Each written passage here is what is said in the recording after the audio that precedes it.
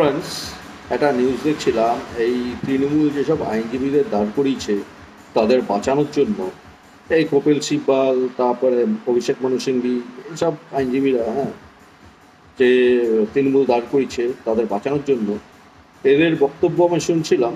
এই যে নির্যাতিতার পরিবার যেই কথাটা বলছে এই তৃণমূলের বিরুদ্ধে, এই তাদের মেয়ের মানে তিলোত্তমার ডেড বডি তাদের বাড়ির লোককে না দেখতে দিয়ে পুড়িয়ে দিয়েছে, হ্যাঁ, এই যে অভিযোগগুলো করছে তৃণমূলের বিরুদ্ধে, এইগুলোকে এই তৃণমূল যে আইনজীবীদের দাঁড় করিয়েছে এই কপিল সিব্বলরা, এরা বলে দিচ্ছে ফেক।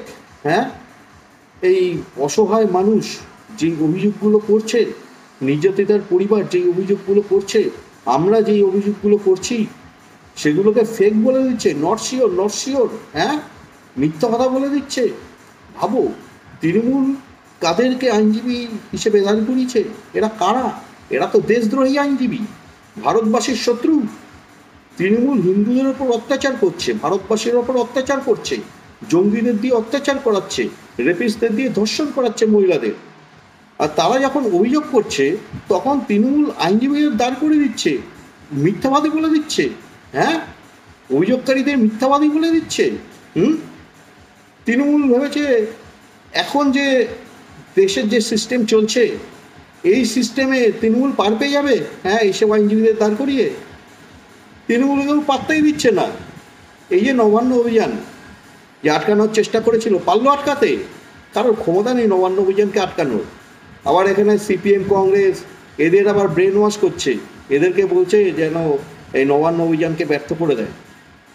কেউ পারবে না। এই নবান্ন অভিযানকে যারা ব্যর্থ করার চেষ্টা করবে তারা হচ্ছে দেশদ্রোহী, তারা পাকিস্তানি পন্থী, তারা হচ্ছে জঙ্গি।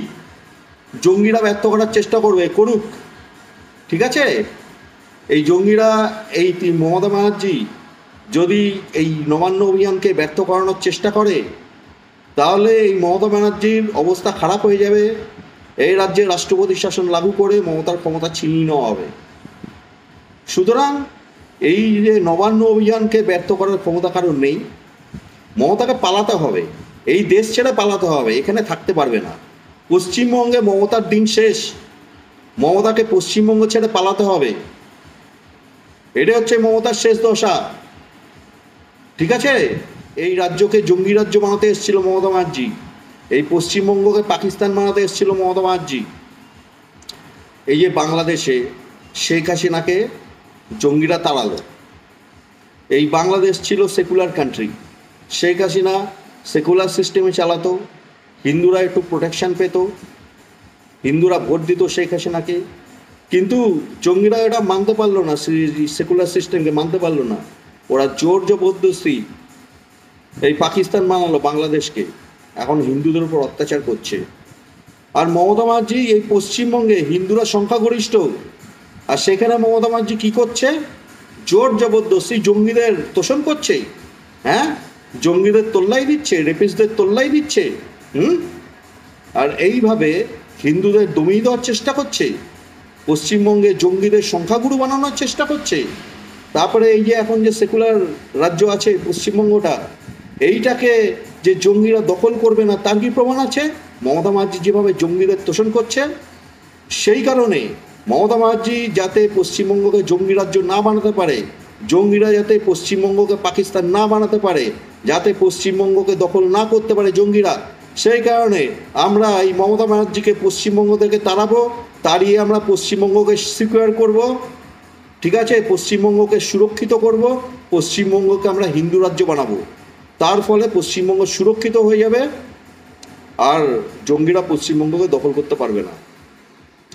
সেকুলার মানেই পাকিস্তানের দিকে নিয়ে যাওয়া, জঙ্গিরা যখন খুশি তখন দখল করে নিতে পারে। সুতরাং আমরা সেকুলারকে আর থাকতেই দেবো না, সেকুলার সিস্টেম পশ্চিমবঙ্গে চলতেই দেবো না। আমরা পশ্চিমবঙ্গকে হিন্দু রাজ্য বানাবো, ফলে পশ্চিমবঙ্গ সুরক্ষিত হয়ে যাবে। এই মমতার দিন শেষ, মমতা থাকতে পারবে না এই পশ্চিমবঙ্গে, ধুই মুছে সাফ হয়ে যাবে মমতা। মমতাকে এই দেশ ছেড়ে পালাতে হবে, এটা হচ্ছে বিষয়। তো ঠিক আছে ফ্রেন্ডস, এখন আসছি, টাটা, জয় হিন্দ, জয় শ্রীরাম, ওম নমঃ শিবায়।